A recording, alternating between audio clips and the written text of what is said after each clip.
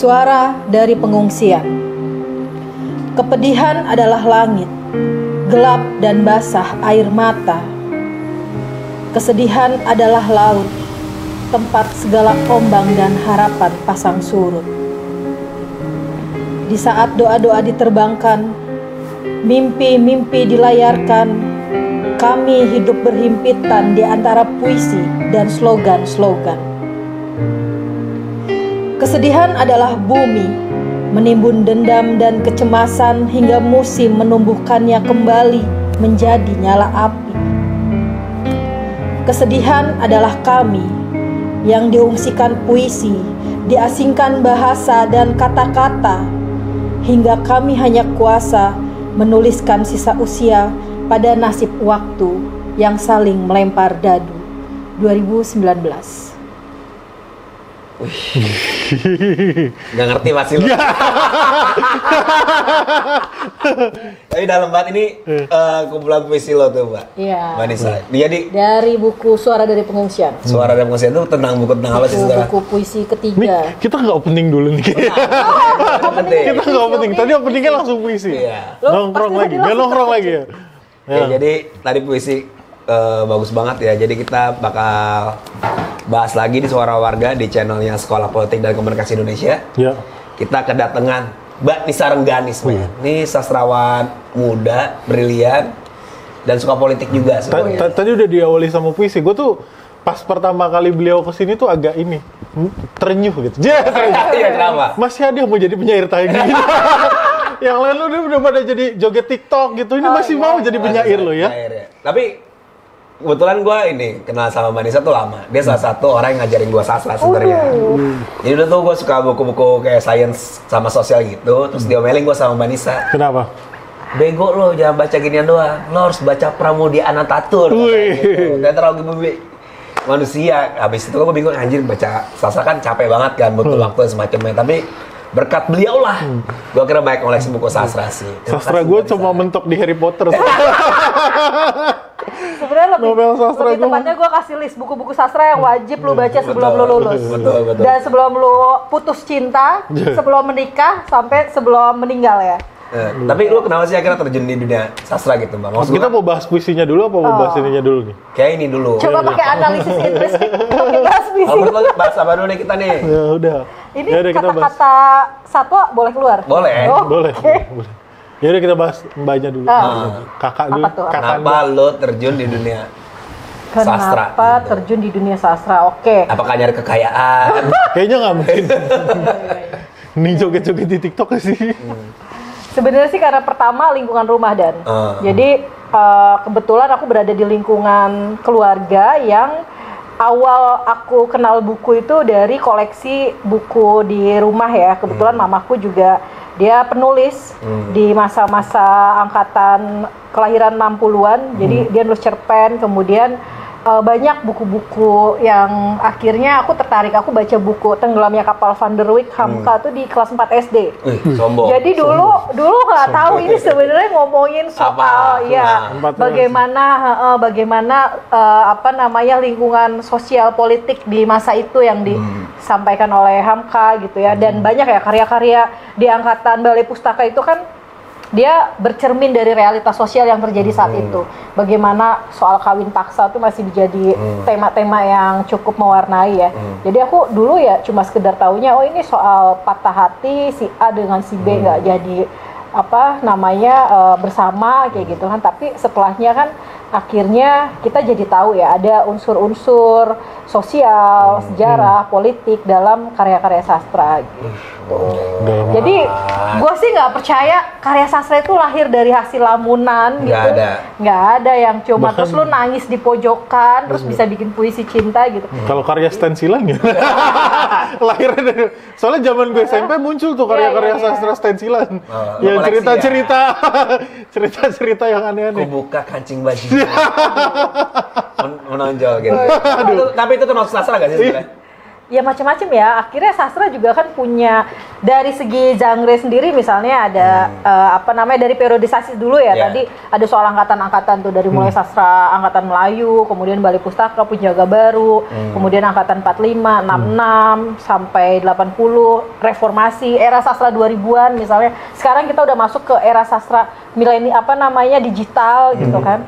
Nah, kemudian belum lagi nanti dari segi karya fiksi itu ada roman, puisi, cerpen gitu. Banyak nanti dari pilihan apakah puisi, cerpen atau novel, dia juga punya tema-tema tertentu. Tadi misalnya Wildan, dia lebih suka menyampaikan ide dalam karya sastranya itu bentuknya misalnya cinta-cintaan gitu.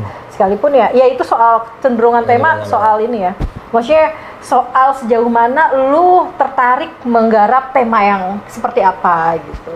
Menarik ya. Iya sih. Kok jadi serius sih, Dan? Iya, kok jadi serius banget ya? Enggak lah, bawa serius. Biasanya obrolan ini ngocok-ngocok. Ngobrolannya sama sastrawan gue bingung gitu. Ya lu kayak nyimak banget gitu. Oke. Ya itulah.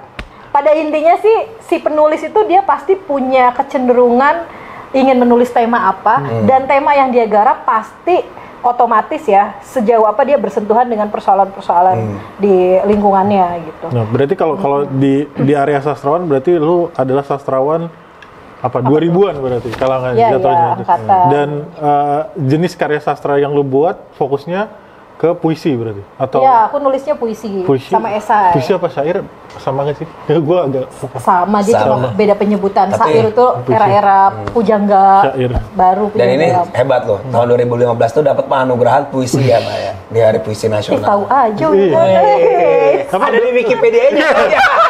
2015 lu menang. Gue udah ditulis di Wikipedia ya. Iya. Waduh. Mantap ya Kria. Berarti sudah itu bisa lu menang meninggalkan karena jejak tidak ada digital, ya? saingan. Itu karena gak ada yang orang sama. pada malas bikin puisi, apa emang karena karya lo bagus gitu? Ya iyalah karena. Iya, Tapi maksudnya 2015 lu menang kategori puisi nasional. Jadi di sastra itu kompetisinya apa tuh? Iya, maksudnya. Nah, ya di sastra itu kayak dia misalnya Dewan Kesenian Jakarta, dia setiap tahun tuh punya program untuk memilih novel terbaik, kemudian buku cerpen atau buku puisi, buku esai. Ada juga di Kemendikbud. Nah, yang program aku itu dulu namanya Hari Puisi Indonesia. Hari Puisi Indonesia ini jadi kayak dia mengumpulkan buku-buku puisi yang terbit di setahun itu. Kemudian dia kurasi ya, maksudnya dia seleksi, dan aku masuk ke dalam buku puisi pilihan di. Oh, berarti lu udah nulis buku kumpulan puisi gitu? Udah dong. Dari dulu bro. Bukunya apa namanya? Ini temannya Butet yang orang seni itu temen doi semua, men. Tapi bukunya namanya apa? Mungkin biar teman-teman pada tahu. Oh iya, buku puisi yang pertama itu Manuskrip Sepi. Manuskrip Sepi. Itu tahun 2015. Itu kayak kegalauan lu. Ya. Jomblo. Itu tentang apa gak? Iya, Aku boleh dikit. banyak ini ya. Ya karena background kuliah di ilmu politik, kemudian nongkrong nih sama politisi muda, YOI kan. Terus ya sebenarnya banyak fenomena politik yang bisa kita tangkap ya. Oh, tapi Manuskrip Sepi bukan soal cinta-cintaan, Bang? Enggak juga. Malah soal politik. Iya, banyak isu sosial. Gue nulis tentang Darfur ya di sana, kemudian nulis tentang Malala Yousafzai, perempuan yang ditembak. Dari Pakistan itu ya, terus dapat Nobel perdamaian. Maksudnya malah lu nggak tahu. Astaga. Ini namanya lost in translation besok ya.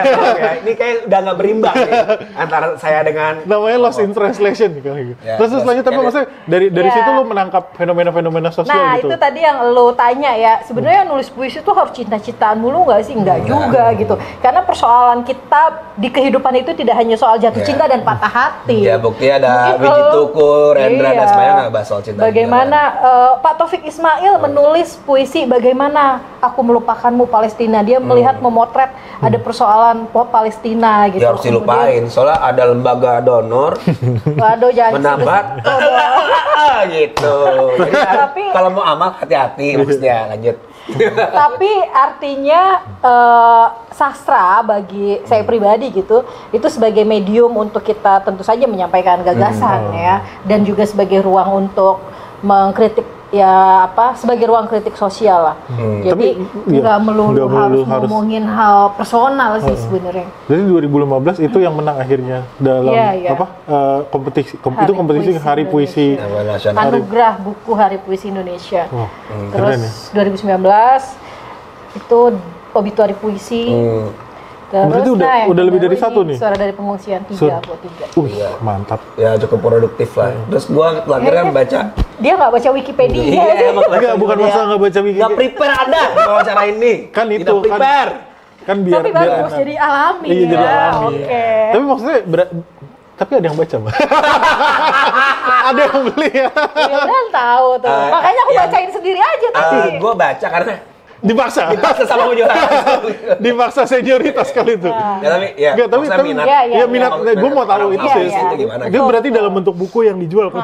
Nah, gue tuh masih jadul. Katakanlah tadi lu bilang ya Mbak Nisa masuk ke angkatan 2000-an dan milenial. Cuma aku masih bentuk dalam mempublikasikan karya itu masih konvensional, artinya dengan cetak ya. Harusnya sekarang udah banyak nih di versi digitalnya. Kemudian misalnya dalam bentuk ya e-book lah, di bahkan ada Instaput namanya, yang dia bikin poster-poster dari puisi yang kemudian diposting di Instagram gitu kan. Atau tweet di Twitter aja tuh banyak pujangga Twitter itu. Dari anak Twitter senja. bisa disangkakan menari. Jadi gitu. Dari Twitter ke buku ke Nah skrip. Itu kalau aku lihat sih jadi satu fenomena yang menarik ya, maksudnya makin semarak gitu loh. Artinya kalau ada yang bilang media sosial ini akhirnya alienasi kita atau membuat kita tidak produktif, enggak juga sih. Iya, bahkan banyak teman-teman yang bisa mempublikasikan karyanya di platform-platform media sosial. Tapi juga kan kalau di Kompas tuh sempat lo diliput ya sama Kompas soal ini ya. Rumah Rengganis di Cirebon. Katanya lo salah satu orang yang memberikan literasi sastra nih buat masyarakat. Makasih loh, dan kok kamu mempelajari gue banget ya. Anda kurang kerjaan sekali, orang butuh kerjaan disuruh belajar puisi. Apa urusannya orang miskin? Diajarin itu, tapi maksud gua kenapa lo ambil itu di tengah orang yang muda-muda sekarang? Ngajarin bikin konten TikTok, ngajarin bikin konten YouTube. Ini susah nih kalau ngobrolnya sama orang-orang yang tidak punya daya literasi. Jadi harus dikasih. Ini enggak, coba lo pengangguran. Ini udah banyak, ya lumayan banyak di Indonesia. Oke. Anda menganggur, ayo bikin puisi. Saya kita bikin puisi. Aduh, kurang soal pengangguran. Bukan disuruh bikin CV ya, bekerja. Ini menarik. Ya, ini menarik. Ada adagium fenomenal lah ya. Jadi ada seorang dosen yang kebetulan juga sastrawan. Di setiap sesi kuliahnya, dia selalu bertanya, apakah masyarakat kita butuh puisi di tengah? Apakah kita masih harus menulis puisi di tengah masyarakat yang tidak membutuhkannya? Gitu. Iya benar juga sih. Dan dari situ terus aku bertanya lanjutan, apakah kita harus terus-terusan mencari nasi untuk asupan kebutuhan jasmani? Ya, kenapa sesekali kita tidak mencari puisi? Karena dari puisi juga ada kebutuhan rohani, kebutuhan seni yang harus sholat, Mbak. Baca puisi, baca Quran. Artinya puisi ini pada akhirnya juga bisa menyentuh hal-hal yang sifatnya spiritual gitu ya, rohani gitu. Bagaimana memberi kepekaan kita ya, maksudnya ya banyak sekali karya-karya yang akhirnya bisa membuat orang itu jadi lebih punya empati, kemudian bisa lebih menghargai orang lain. Aku masih percaya anak muda itu harus dibangun dengan literasi yang baik. Iya sih, tapi gue sepakat juga sih. Kayak lo kalau misalnya baca sejarah, ya cuma nambah wawasan doang. Tapi kalau lo baca buku-buku novel sejarah, macam kayak Pram, itu tuh kayak menyentuh perasaan emosi gitu sih, jauh lebih yang menggerakkan gitu kan. Banyak kan, sastra juga yang berangkat dari fakta-fakta sejarah ya, yang kemudian disebut dengan novel sejarah gitu, fiksi sejarah ya. Kok jadi hening. Sorry Mbak, kalau kayak gini yang berat-berat emang nyambungnya sama saya. Kalau rada berat nih, ini rada susah gitu. Kasih lagi. Ya, tapi itu kan itu balik lagi ke lu gitu kan. Lu berarti lebih ke arah puisi dan berarti kan puisi juga menangkap keresahan lu. Nah, keresahan lu ini akhirnya yang lu tuangkan tuh kebanyakan dalam topik apa gitu lah ya bahasanya. Kalau sekarang kayak tadi deh kita contohin puisi yang lu baca tadi. Yang gua nggak ngerti tadi. Itu tadi judulnya Suara dari pengungsian. Pengungsian. Jadi aku pernah dapat kesempatan untuk mengunjungi Cox's Bazar, itu tempat penampungan para pengungsi Rohingya. Itu Cox's Bazar itu di Bangladesh. Di Bangladesh. Ya, kita ngelihat situasi bagaimana, ya itu tadi aku bilang, seandainya aku tidak membaca sastra, mungkin ya udah kunjungan ke situ cuma sekedar melihat ya video, tenda-tenda, tapi dari sejak kunjungan itu setiap malam tuh kayak terketuk-ketuk oleh mimpi buruk. Itu Jadi tadi ya.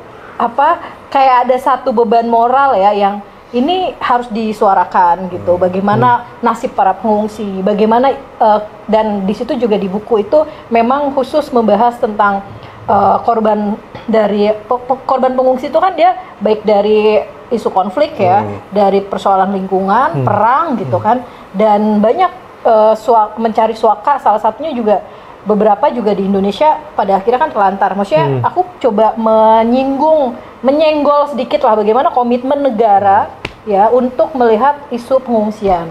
Nah, sekalipun ya pertanyaan lanjutannya apakah itu efektif gitu kan? Iya. Baru gue mau nanya itu. Ya. Tapi, fungsinya apa dalam perumusan kebijakan? Nah, kalau kayak gitu-gitu terus nanti orang cuma nulis berita teksnya selesai, besok jadi bungkus kacang kalau di koran gitu kan. Nah, saya percaya maksudnya ya ini perkara bukan kemudian selesai nulis kita langsung bisa dampaknya itu langsung didapatkan saat itu gitu. Ini barangkali jadi semacam ya, kalau bagi saya sendiri ini sebuah catatan ya, bagaimana ada isu pengungsian yang barangkali masih tidak terjamah di medium sastra atau film ya, di seni yang lain gitu. Nah, aku coba masuk situ. Berarti sebenarnya ini ya, berkelindan juga ya sastra dengan politik gitu. Masuk ke situ Sastra berarti. Ya lu lanjutin sastra dan politik. Lanjutin. Kan sastra dan politik itu berkaitan. Dalam artian bisa jadi berangkat dari atas politik atau menggerakkan orang untuk bergerak politik. Dan gue denger lu masuk deket sama Fadlizon gara-gara sastra juga. Kenapa jadi tiba-tiba kesana? Ya, ini menarik. Jadi Mbak Nisa ini sebenarnya menurut gue ya, ini rada anomali di tengah teman-teman sastrawan yang mungkin di pinggir-pinggir kekuasaan. Dia mempelajari CV gue banget nih kayak. Di pinggir-pinggir kekuasaan. Baca-baca review Dia ya. deket sama kekuasaan dan salah satu deket sama Pak Fadlizon. Dan gue katanya lo deket sama dia juga bukan gara-gara lo ngirim CV, daftar dan semacamnya kan, tapi karena sama-sama suka sastra. Bisa cerita sedikit gak soal itu? Ini klarifikasi ya, deket tuh. Oh iya benar juga ya. Iya, boleh lah bocoran dikit. Aku udah dari 2017 bekerja sebagai staf ahli bersama Pak Fadlizon ya. Aku bekerja dengan beliau gitu. Dan satu hal yang menurutku membedakan Pak Fadli dengan politisi yang lainnya ya, karena aku banyak mengurusi hal-hal kebudayaan. Jadi itu yang bikin aku jadi ada dalam circle yang memang passion gue banget nih gitu. Ya karena ada perpustakaan gitu. Dan tadi kalau Wildan bilang jangan lu deketnya deket karena sastra. Bisa jadi Pak Fadli waktu mengecek CV, aku melamar secara resmi, mengirimkan CV, ada tahap interview gitu. Kemudian memang waktu itu tanya kan, Nisa nulis puisi juga gitu kan. Ya aku bilang iya Pak, nulis puisi. Dan kebetulan di saat aku melamar itu tahun 2016 ya, itu buku puisiku baru menang tuh di tahun 2015 akhir. Jadi masih anget-anget lah. Maksudnya ke notice gitu. Dan ya mungkin itu jadi salah satu pertimbangan ya. Aku nggak tahu ya. Itu nanti harus diklarifikasinya ke Pak Fadli. Harus dipanggil. Harus dipanggil Pak Fadli. Kami tantang. Kenapa kami tantang? Sorry Mas. Harus nih. Kita harus mengunjungi perpustakaannya Pak Fadli. Menarik, ada Fadlizon Library. Di sana banyak koleksi-koleksi koran-koran tua ya. Kemudian Pak Fadli juga kan selain politisi dia banyak sebagai ketua-ketua dari organisasi. Besok nih pameran filateli. Pameran perangko sedunia tuh. Masih ada orang yang ngurus filateli. Masih ada orang yang filateli ya? Lu aja kurang berbudaya. Gila, di tengah email yang udah kayak 8 tahun numpuk kan ya. Filateli itu masih ada ya. Iya, wow, Ya. gila keren Tapi banget. lo nggak diirin sama teman-teman sastrawan yang lain. Kan biasanya kan Tapi iya, tapi lu guyup nggak sih sama sastrawan gua nggak tahu ya. Sekarang tuh orang disebut sastrawan tuh Yang seperti apa? yang seperti apa gitu. Oke lah kalau misalnya Rocky sastrawan nggak sih? Nggak juga ya. Filsuf katanya. Filsuf kalau dia. Siapa lagi sih yang kita bisa sebut Tapi juga Butet, udah sastrawan Sastrawan. juga. sastrawan. Sastrawan. Sujiwo Lah. lebih ke Ya sastrawan. sebenarnya label-label itu penyebutan itu kan datangnya dari luar ya. Nggak perlu kita kemudian mengklaim aku penyair loh. Hanya sekedar misalnya cuma punya 3 buku puisi dibandingkan yang lain. Tapi sebenarnya dimulai waktu itu aku nulis. Jadi aneh dan misalnya aku nulis esai tentang politik. Nah, itu sebenarnya kayak semacam kebutuhan si redaksi di koran misalnya. Pasti nulisnya aku sebagai dosen. Oke. Nah, tapi kalau aku nulis esai budaya pasti dia tulisnya sebagai sastrawan. Kalau aku ngirimnya puisi ditulisnya penyair. Artinya penyebutan itu menurutku sih ya udahlah. Tapi lo lebih seneng bilang apa? Nisa aja. Nisa aja. Nisa. Kiting. Kiting.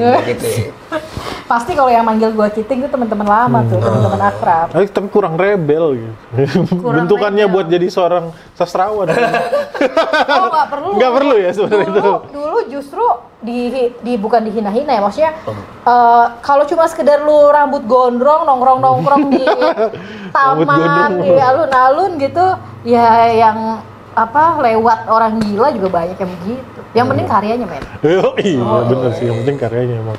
Ya tapi gue juga penasaran balik lagi ke yang tadi, maksudnya dalam komunitas skena lah, Ya. skena. Aku ini kok bergerak, Skena. maksudnya ikut Skena. dalam gerakan sastra ya, membangun gerakan sastra. Tadi misalnya di Cirebon aku membangun komunitas, dulu ikut di komunitas rumah kertas, kemudian ya ikut mendirikan juga, dan sekarang di Cirebon Book Club, di Rumah Rengganis, even itu kedai kopi pun aku selalu Guys, ada ke rumah Rengganis. Anak promosi. Cirebon promosi.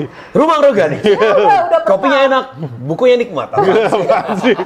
Wildan udah nyampe ya, dan ya nyampe gua. rame-rame Di dalam kesana. situ lo bikin satu ini apa? Ya, jadi- Space gitu. Sebenarnya sih karena kurang modal gua. Oh gitu. Jadi cuma pakai halaman rumah. Wildan tahu banget lah. Ayo, cuma pakai pemodal. halaman rumah, bahkan Tapi si Nogo Mira kesana cowok. Yoi dong. Kenapa nggak ngomong sama Bung Fadli? Mungkin dimodali.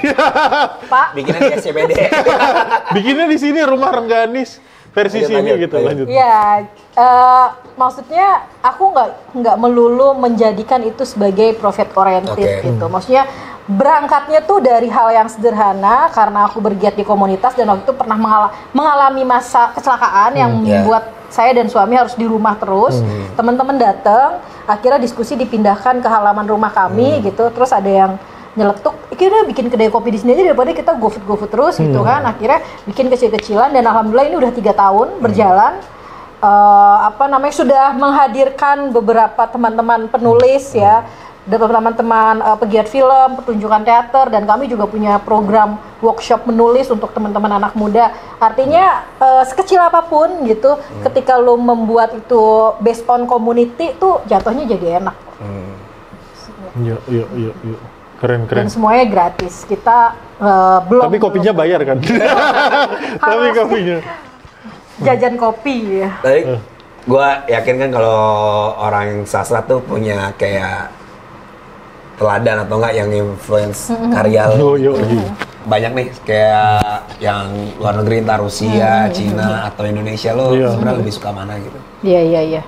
Indonesia banyak ya, kita ternyata punya banyak sastrawan hebat-hebat lah. Dan ini juga menarik, terima kasih loh teman-teman ya udah diundang, karena bulan ini tuh Juli itu bertepatan dengan peringatan 100 tahun Hairil Anwar. Penyair ya, pembaharu puisi di Indonesia. Kemudian juga bertepatan di bulan Juli yang sama juga ini 100 tahun Mokhtar Lubis. Itu seorang sastrawan dan juga seorang jurnalis ya. Kemudian 102 tahunnya HB Yasin, yang kemarin baru saja ada peluncuran PDS HB Yasin Wajah Baru. Di situ banyak arsip-arsip kesusastraan. Jadi kalau sekarang udah nggak susah lah, aku pikir cari informasi sastra dari karya manapun, dari periodisasi manapun tuh udah terdokumentasi dengan baik.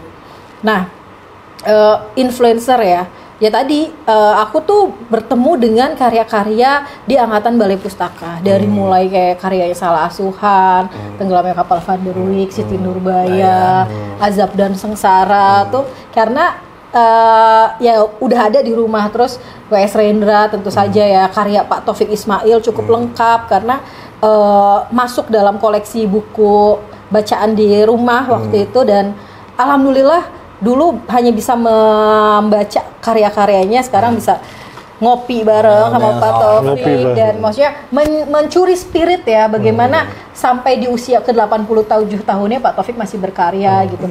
Kemudian kayak novelis banyak, kayak yang sekarang-sekarang Eka Kurniawan bagus banget, aku suka ya.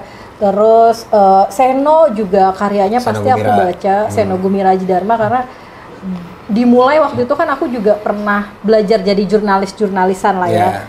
Pernah jadi wartawan, dan kemudian terpancing gitu bagaimana waktu itu Seno punya kredo ketika ketika jurnalis dibungkam, sastrawan harus bicara gitu.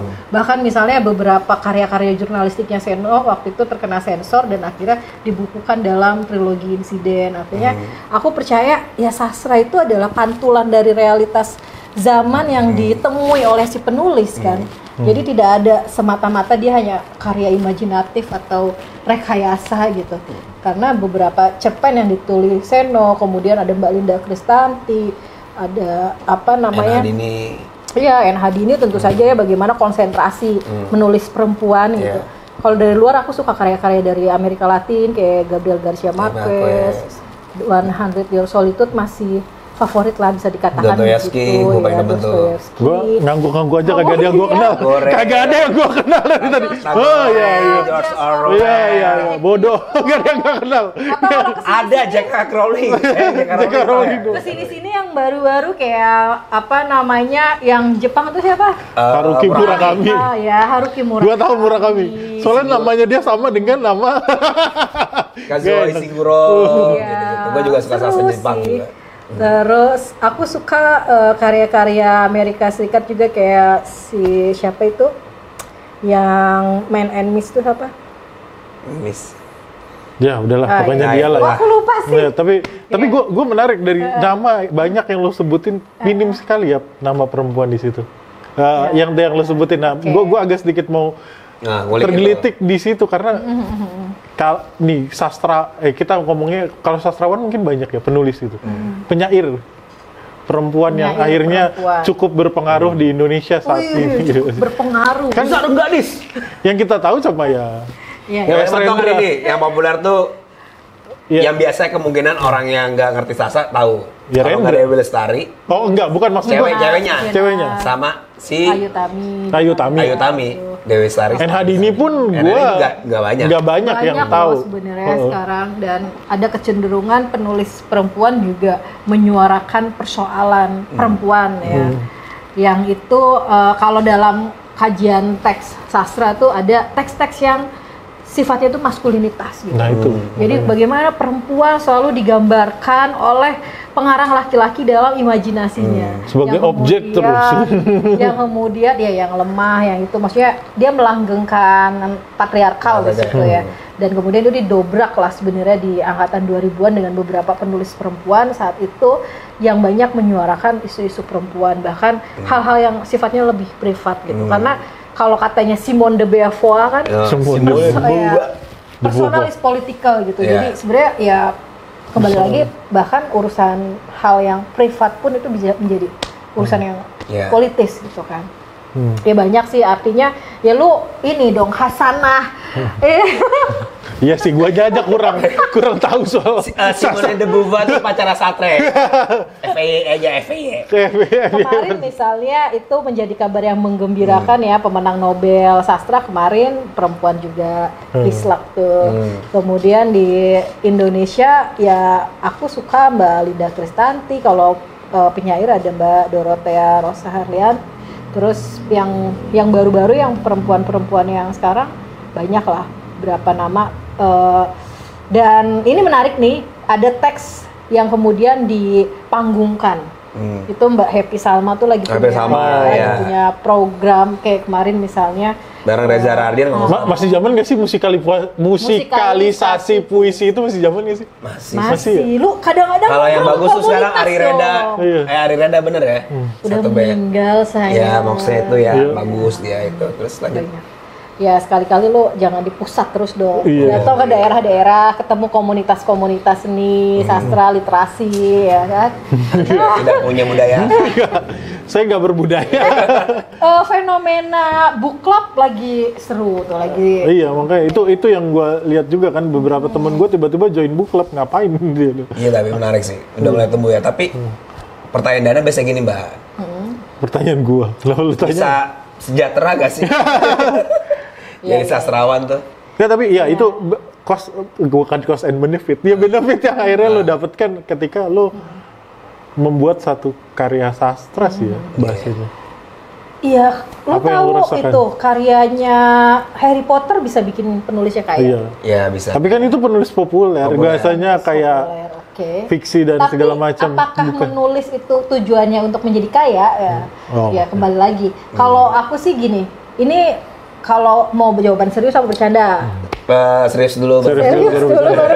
Soalnya ini obrolannya Gak jelas. ngebanyol. Ini menarik dan kalau mau dikaji lebih jauh ya, karena bagaimanapun aku bisa bilang negara kita belum berpihak lah, maksudnya belum punya keseriusan untuk melihat sastrawan ini ya sebagai profesi yang Oh. Karena Jokowi kemarin baru boleh ngagunin lagu sama karya seni. sama. Karya puisi belum boleh diagunin Bang. dan sederhana misalnya bagaimana di negara-negara lain penghargaan terhadap sastrawan itu cukup besar ya, bahkan di beberapa negara tuh jalan-jalan nama-nama sastrawan sastra. tuh jadi di jalan-jalan kayak gitu. Terus bagaimana setiap di sekolah itu punya kewajiban untuk membaca karya-karya sastra penulis dari negaranya. Dan apa namanya penghargaan-penghargaan sastra di sana tuh, bayangin di sini penghargaan sastra ya dari segi nominal juga kecil, kemudian dari segi support Kuantitas juga ya, kecil dari ya. segi support pemerintah, dan bagaimana aturan yang melarang buku bajakan itu juga penting tuh. Karena ini juga disuarakan ya oleh teman-teman. Sekarang banyak penerbit indie gitu kan. Dan aku ngerasa dirugikan banyak ya kalau misalnya ya aku sih belum, tenang. Bukuku belum sampai dibajak kok. Misalnya dengar cerita kawan yang bukunya itu bisa nongol duluan di tempat bajakan sebelum buku itu dipajang di toko buku misalnya. Tega banget. Nah, lu bayangin Orang dalam tuh dari itu. satu buku bajakan itu ada hak-hak yang akhirnya tuh terzolimi. Hak seorang penulis tentu saja ya, hak seorang editor, hak seorang layouter, hak dari pendistribusian buku, dalam hal ini adalah reseller gitu kan, toko-toko buku yang menjual karyanya. Nah, itu tuh sampai hari ini nggak ada aturan yang tegas untuk istilahnya menertibkan soal aturan-aturan mengenai pembajakan. Nah itu dulu deh sederhana, belum sampai ke hal-hal lain, bagaimana misalnya ini yang udah sering disuarakan di setiap kongres-kongres sastra gitu ya. Buset. Bagaimana para sastrawan tuh bisa mendapat hak untuk mengambil rumah yang murah misalnya. Jadi kan udah banyak tuh kayak misalnya perumahan untuk para jurnalis, direktur. Nah itu nggak ada tuh Perumahan sampai para sekarang. sastrawan. Gitu Menarik kan. juga ya perumahan. Iya. Apalagi tuh biasanya yang diminta hak-haknya sama sastrawan sekarang.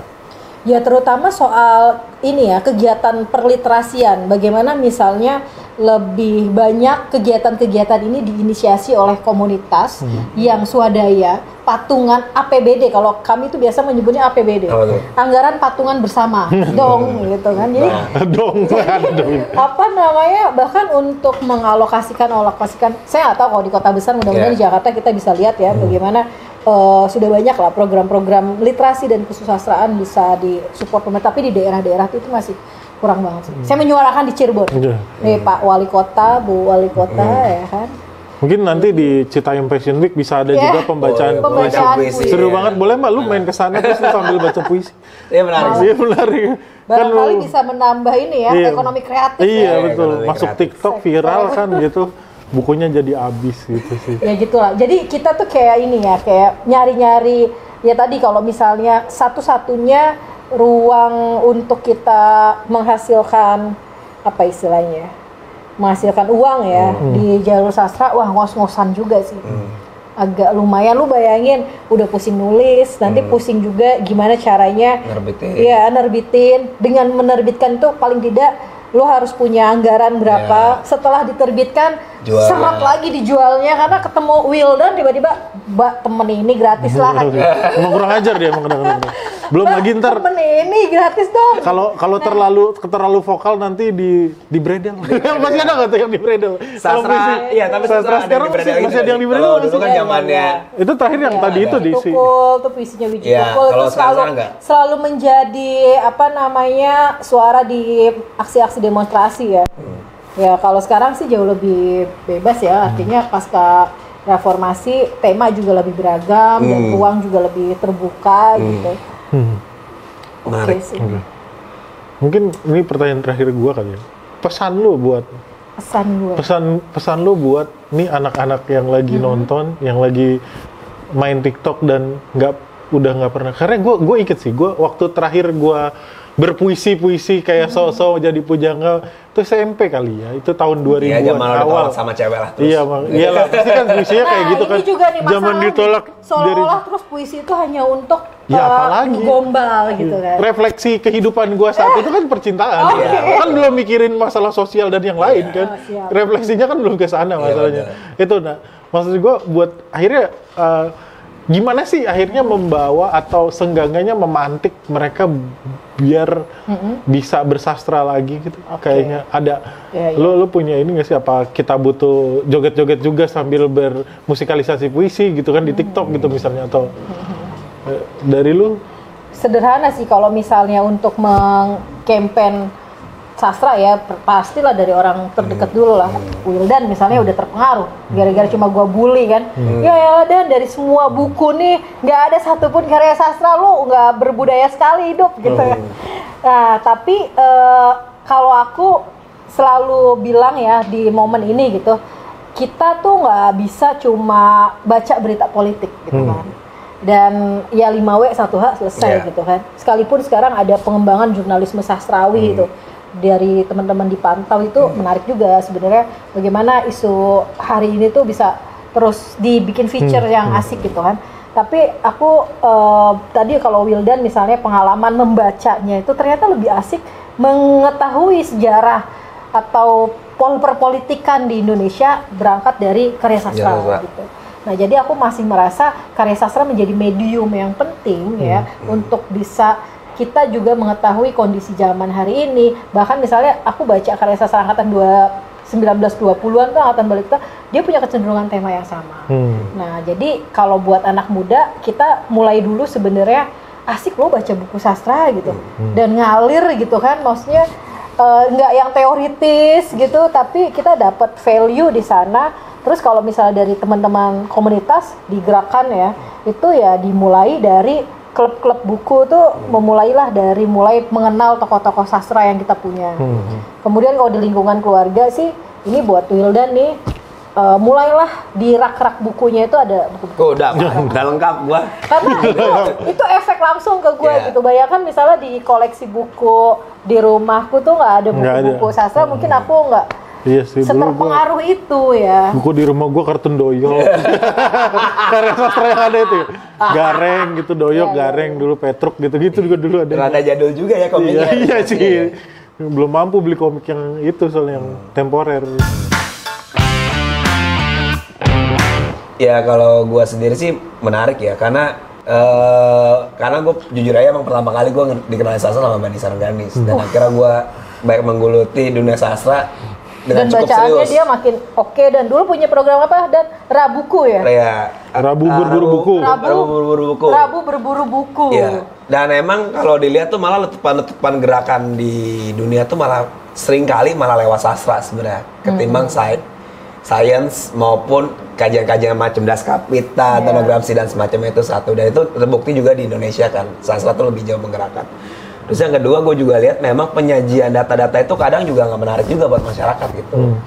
Tapi dengan cerita storytelling yang mungkin lebih sastrawi itu lebih mengena sih. Jadi memang gue nggak tahu sih sebenarnya antusiasme kita sama sastra itu kayak gimana. Tapi kalau dilihat di dunia marketing tuh mulai banyak itu loh Mbak, mengakomodir sastra kan sebagai cara menarik empati konsumen gitu. Dan sebenarnya sederhana untuk melihat parameternya gitu ya. Hari ini makin banyak jumlah penulis dan makin banyak penulis di mana nih? Di buku apa di Twitter? Penulis di Twitter banyak, nulis thread tuh. Lu mainannya medsos doang. Iya sih emang. Waduh. Tapi makin banyak ya penulis-penulis itu. Iya. Dan ya tadi ya, temanya tuh lebih beragam, asik lah. Bacalah. Misalnya gitu Bang, kayak gue gak pernah baca, emang sih, tapi baca lah gitu. Kayak kesannya gue Tapi kalau lo lihat, gue kan refleksi anak muda masa kini. Politik kan, politik. Bahkan Kennedy, seorang politisi aja bilang, ketika politik bengkok, sastra lah yang meluruskan. Iya. Lo nggak nonton House of Cards? Enggak, belum. Itu House of Cards aja. Itu siapa? Iya. Si cowoknya. Siapa? Itulah pokoknya nggak tahu gue. Apa? Frank Underwood itu sampai menyewa sastrawan buat menulis kisah hidupnya dia, bro. Yoi. Dan bahkan pidato-pidatonya selalu disisi puisi. Nah itu betapa kurang menggugahnya ya kan? Betul. Kok gue jadi kayak marketing sastra. Buat orang-orang kayak gue yang gak peduli. Gue justru senengnya diundang sama orang-orang yang awam sastra. Iya emang. Ketimbang ngobrol. Iya. Gimana lu sana lu? Ketimbang ngobrol sama temen-temen yang memang sebenarnya udah tahu gitu kan, nggak perlu direiterasi lagi gitu. Lu, aku baca buku Nadine Gordimer ya. Dia tuh seorang kulit putih, tapi dia menyuarakan isu apartheid di Afrika Selatan. Dan waktu itu yang aku belum punya wawasan international relation gitu. Melihat emang ada masalah apa di Afrika Selatan gitu kan. Oh, apartheid itu apa ya? Justru aku belajar istilah-istilah politik, sekalipun aku di jurusan ilmu politik, aku berangkatnya tuh dari quotes, kata-kata yang aku temukan, frasa-frasa dari buku sastra gitu. Tapi gue ngerti sih kayaknya sekarang anak John muda. Steinbeck, tadi aku bilang yang Amerika itu, dia bagaimana menceritakan buruh di Amerika saat itu ya, bagaimana pergolakannya, bagaimana upaya protesnya, bagaimana kegetirannya menjadi buruh di tengah resesi ekonomi Amerika yang terjadi di tahun saat dia menulis, dan itu membuka cakrawala baru tentu saja, dan kekepoan aku yang saat itu jadi pengen tahu emang ada apa sih di Amerika. Ketimbang berawal masuk dari situ dibanding dari berita CNN gitu misalnya. Gak usah sebut merek kok. Iya misalnya gitu. Gak CNN Amerika bukan sih. Itu kalau gue kesimpulannya sih paling jangan-jangan sebenarnya anak muda sekarang tuh bersastra. Kayak gue jadi baru inget dengan. Tapi banyak loh anak-anak sudah bikin konten-konten gitu. Nah itu bukan dengan konten tapi dengan caption. Caption galau yang panjang yang ditulis gitu. Tapi maksud gue gini, gue setuju dengan sastra itu refleksi dari setiap zaman gitu kan. Akhirnya memang mungkin sekarang refleksi terhadap zaman kita saat ini refleksi segitu jauh. Kita sampai ini kenapa ada musik ya? Nanti kena copyright ini kita masalahnya. Ini apa sih? Wah, makanya gue ngeliat sekarang kesimpulannya anak-anak sekarang jangan-jangan bersastra, kan tadi lo bilang bahwa sastra itu refleksi dari zaman kan. Jangan-jangan mereka merefleksikan diri melalui caption dan melalui Twitter atau melalui quotes-quotes yang mereka quotes yang nggak tahu dari mana itu gitu. Gue nggak tahu lu setuju akan ini apa enggak. Menurut lu apakah itu disebut juga bersastra atau emang harus dibakukan dalam satu puisi kan misalnya harus terbagi dalam 3 paragraf, misalnya kayak pantun harus berima, harus memenuhi kaidah-kaidah sastra yang ada gitu. Atau sebenarnya sesimpel caption di Instagram atau sesimpel satu tweet 160 karakter itu adalah sebuah karya sastra gitu. Yang sebenarnya ini dia sedang beralih medium aja gitu. Sekali nanya panjang. Ntar tolong langsung dikat aja ya.